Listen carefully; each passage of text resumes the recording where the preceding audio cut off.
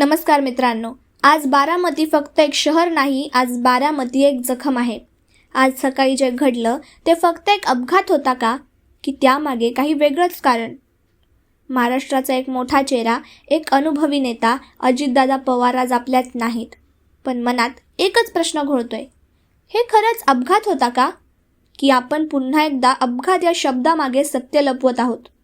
विमान अनुभवी पायलट चालवत होता. नियमित मार्ग लँडिंगच्या काही क्षण आधीच नेमकं काय बिघडलं? हवामान कारण होतं का?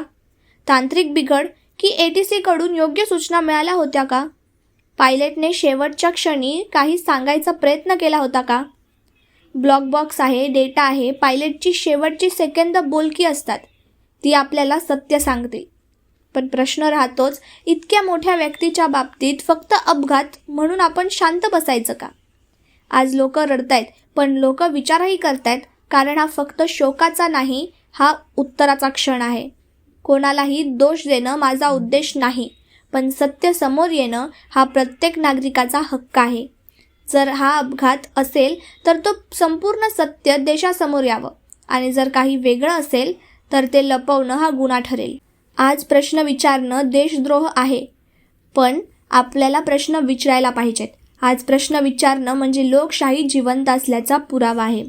अजितदादा पवार यांना भावपूर्ण श्रद्धांजली देते. धन्यवाद.